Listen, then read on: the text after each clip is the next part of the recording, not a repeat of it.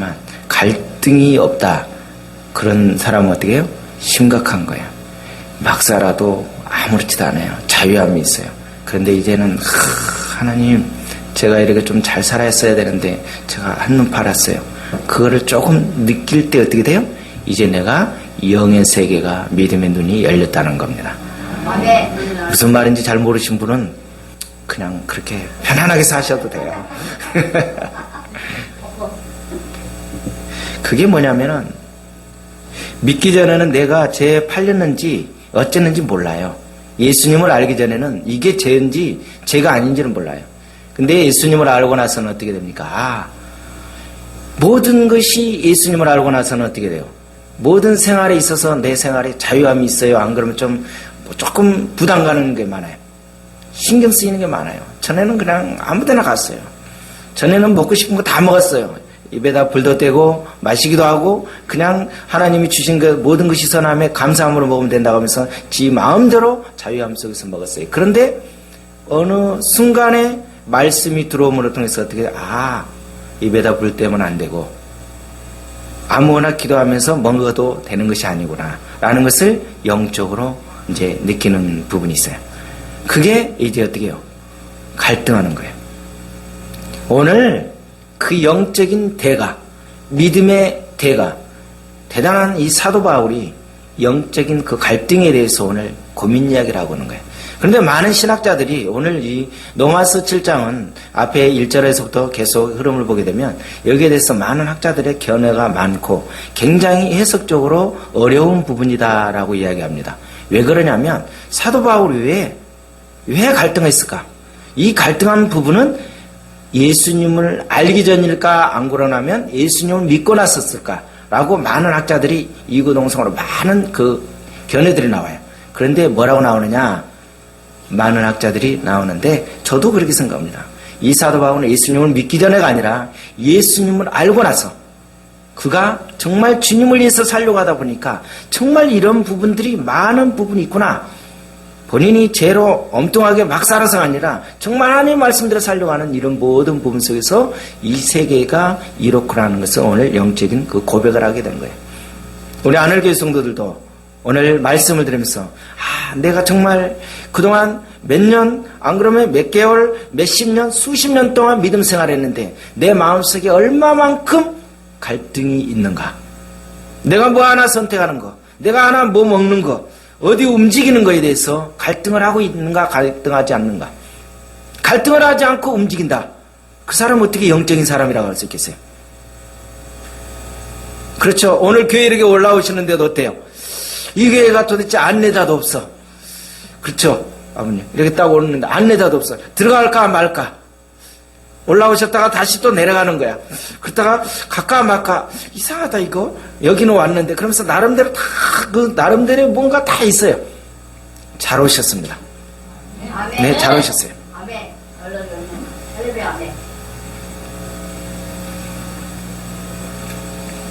영적으로 건강해지기까지는요, 시간이 걸리지만 감사한 것은 우리가 있다는 거예요. 오늘 여러분들이 눈치를 채셨으면 아시지만 앞에서부터 계속 읽지는 않았지만 성경 구절을 보니까 뭐가 계속 나오죠? 뭐가 계속 단어가 나와요? 누가 나와요? 누가 계속 반복됩니까? 따라서 합니다. 내가예요. 내가가 30번이 넘게 나와요. 내가가 30번이 넘어. 이 장이 로마서 7장에만 내가가 엄청나게 30회가 넘어요. 7절에서부터 25절까지만 봐도 30회가 넘어요. 그만큼 이 영적인 싸움은 누구하고 싸움이에요? 나예요. 다른 사람 거 볼 거 없어요. 나 자신이 얼마나 힘들다는 것은, 그래서 내가 모든 것이, 왜냐하면 나를 빼놓은 존재 속에서 믿음 생활할 수가 없어요. 많은 이 영적인 사람, 믿음의 사람들이 뭐냐면 나를 빼놓고 항상 다른 사람을 보는 거예요. 주변 환경을 보고 저건 어쩌다라고 생각해요. 근데 정작 내 자신이 주님과 하나님과의 그 관계가 어떻게 되었는지를 몰라요. 중요한 건 나는 없어요. 이 사도 바울이 고민한 게 뭐예요? 내가 항상 주님과의 살려고 하다가 믿음으로 생활하려고 하니까 내 자체가 항상 연약한 부분을 고백한 거예요. 성령으로 거듭난 사람, 예수를 믿고 난 이후에도요, 갈등, 어려움이 있습니다. 이것이 없다라는 사람은 대단한 사람이에요. 그 사람은 어떤 사람이에요? 죽은 사람이에요. 생명이 있는 사람은 모든 사람이 갈등을 얻게 돼 있어요. 우리 신앙, 이 믿음의 선조들 한번 보세요. 모세, 엘리야, 하나하나 믿음의 영적인 사람들. 엘리야가 대단하지 않았습니까? 엘리야가 몇 명하고 싸웠어요? 400명, 450명, 850대 1로 싸웠어요. 하늘에서 불이 내려왔어요. 기도했더니. 그런데 이 엘리야가 그렇게 대단한 영적인 힘을 발휘했는데도 불구하고 좀 있으니까 누가요? 아합 왕 그 아내 이세벨이가 너 만나기만 하면 넌 죽었어. 누구한테요? 엘리야에게. 그 소식이 들린 거예요. 엘리야가 어떻게 생겼습니까? 850명에도 끄떡없이 나는 하나님의 종으로서 불을 받은 사람으로서 그렇게 대단했던 사람이 그 여인 한마디 말 한마디 어떻게 해요? 걸음아 나 살라고 어디로 도망갔다고 그랬어요? 노뎀나무 아래 시궁창에 들어가서 나를 죽여주세요 라고 그렇게 내려갔던 사람이에요. 그게 누구예요? 이게 우리예요. 우리. 이 엘리야도 영적인 이렇게 대단한 사람인데도 이렇게 내려가는데 우리는 뭐예요? 그렇게 기도의 영적인 뭔가 맛을 봤어요? 아무것도 안 봤는데 뭐 내려갈 것도 없죠. 원래 자체가 뭐 바닥인데 어떻게 이보다 더 내려가겠어요? 성도는요, 고민이 있고 답답함이 있는 사람이에요. 왜? 하나님 말씀대로 살려고 하다 보니까, 주님을 기쁘시게 하려고 하다 보니까, 어떻게 하면 주님의 마음을 합한 사람이 될까? 어떻게 하면 그 아버지를 기쁘게 할 것인가? 사랑하는 사람을 위해서 고민하는 자체가 있기 때문에 그 사람이 이제 어떻게 해요? 영적인 사람이에요. 그런데 이 부분이 없어. 아무 느낌이 없어. 그분이 어떻게 영적인 사람이라고 하나님을 만난 자녀라고 말할 수 있겠어요?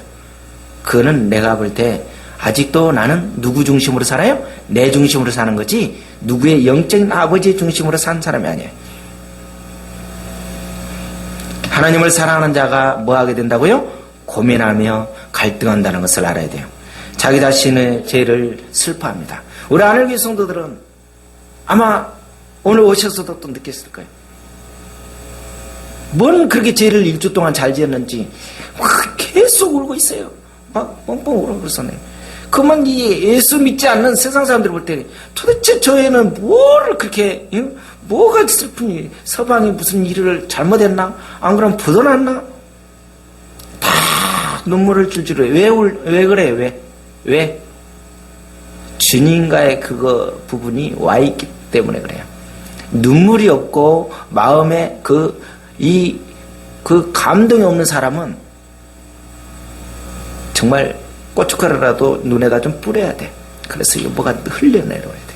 그래서 옆에 분이 막 눈에서 두 눈가에 눈물이 계속 흐르면서 막 흐느낄 때 좀 진정 좀 하고 집안 망신시키지 마. 막 그러면서 찔르지 마세요. 왜냐? 내가 그렇게 못한 거에 대해서 내 허벅지를 찌르시라고 아버지 내가 이게 강팍합니다라고 하셔야 돼. 진짜예요.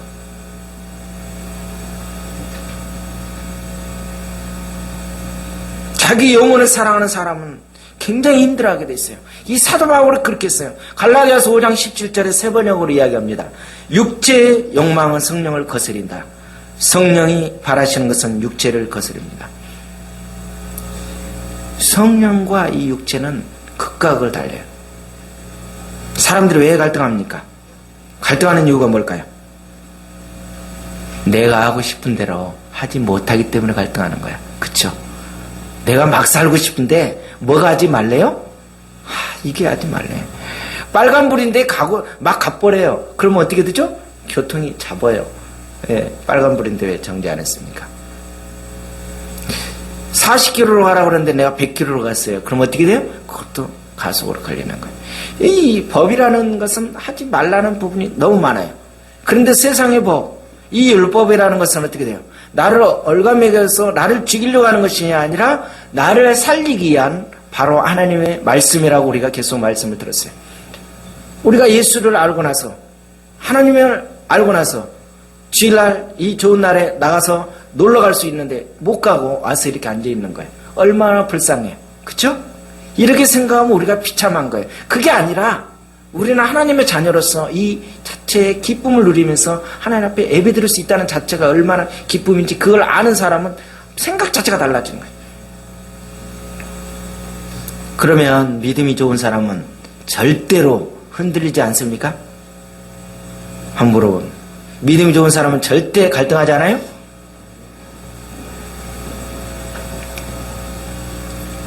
아까도 이야기했어요.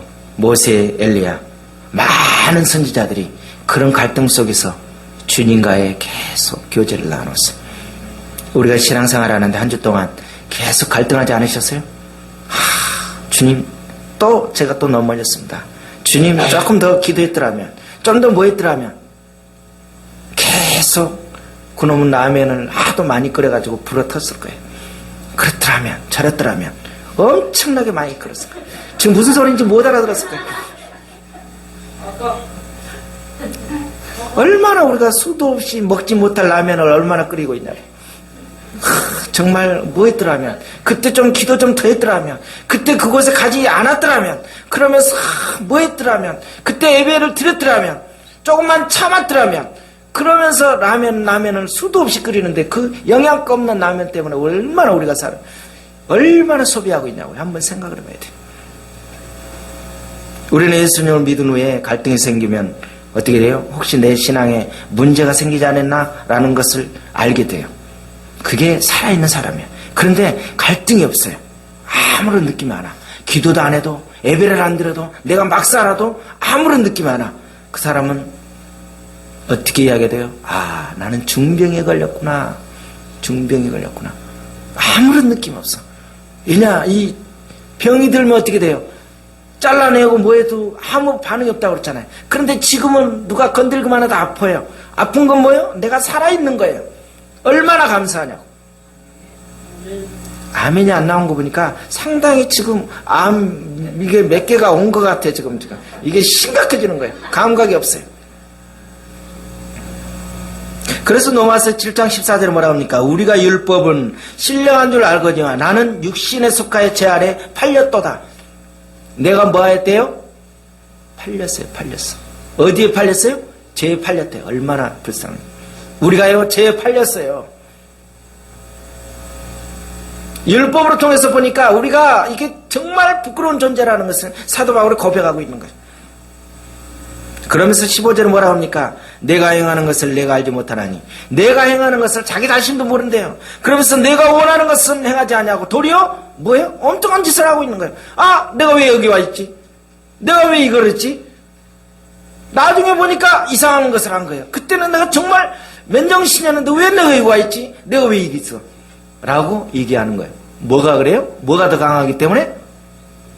세상적인 것이 나를 더 강하게 잡고 있기 때문에 내가 거기에 빨려갔다는 거예요. 팔려간 거예요. 그래서 이 사도 바울은 계속 그 부분에 대해서 점검하면서 앉으나서나 항상 무시로 아버지께서 나에게 어떻게 하는 것인가? 내가 이곳에 갈 것인가? 내가 이곳에 앉아야 될 것인가? 이 말을 들어야 할 것인가? 이것을 어떻게 해야 될 것인가? 계속 그것을 말씀을 통해서 점검하게 된 거예요. 그런데 오늘 우리가 어떻게 됩니까? 믿음 생활할 때 말씀을 통해서 점검하는 것이 아니라 누구를 통해서? 상대방의 그 사람을 보면서 나를 점검하고 있는 거예요. 얼마나 웃기는 거예요. 사람 자체가 흔들리고 있는데 불완전한 사람한테 제가 늘 이야기합니다. 조동기한테 맞춰서 저한테 맞춰놓으면 여러분 바로 교회 안 나옵니다.